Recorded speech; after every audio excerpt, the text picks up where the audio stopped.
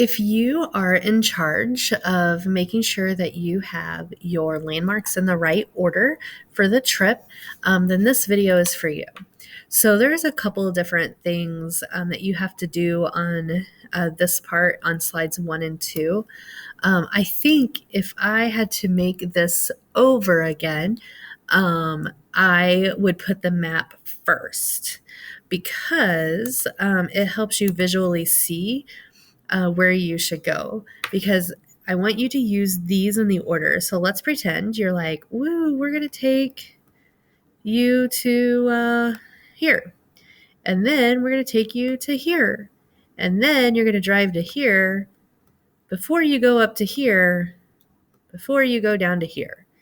So I have now driven, like zigzagged, made a plus sign in all of the United States, and I would be very angry. So you do not want to do that to your families. So you need to decide what order the family should visit their landmarks. Once you've decided that, then I would go back through here, and basically what you're going to do is you're going to write the landmarks in this first table right here. So if you're only going to 4 places, you can black out this last one. But some groups are choosing to do 5 landmarks, so they have a fun one as well. And so you would put them there. Once you do that, then let's pretend that this first one was Salt Lake City, Utah.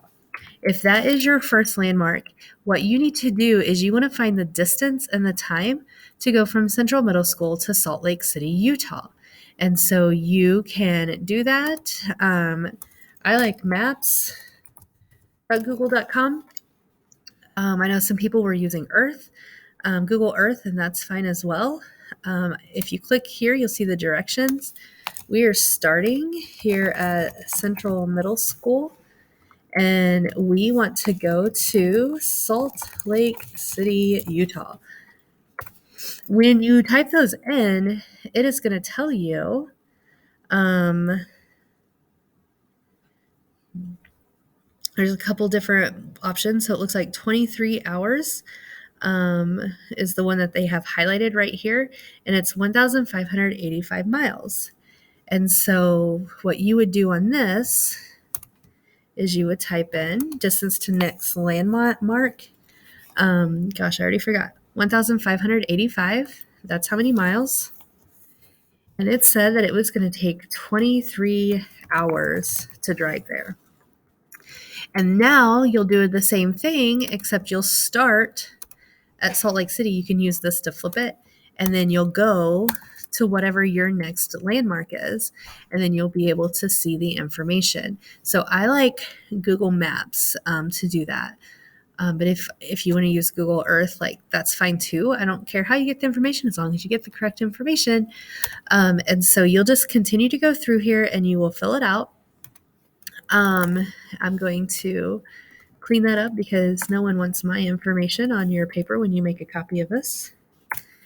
And then once you've got this decided, you're going to write a paragraph explaining why they should go in the order that you chose. So make a justification why you chose the order from Central Middle School through your landmarks to back to Central Middle School.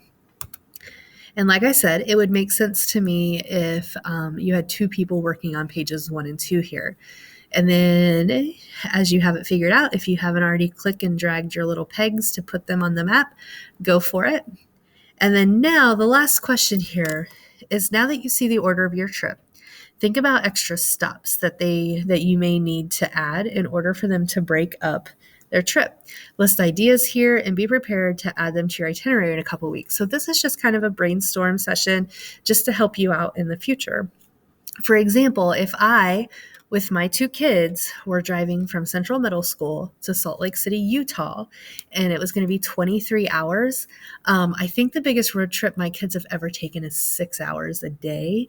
And so we would need to break 23 hours up into 2 or 3 maybe even more days. And so what you may want to do, what would be fun, is if I'm going from here to here, maybe you could find some cool things to do that aren't necessarily historically relevant, but cool things to do or places to stay for the family on the trip. One less thing that they'd have to do. So right now it's just a brainstorm, but you would really need to think for sure, like, oh, if this is going to take 2 or 3 days to get there, make sure when you're planning your 5 to 10 day trip, make sure you've given 2 or 3 days to get from one landmark to the other if you need it. And if you have any other questions on slides 1 or 2, please let me know and I would love to help.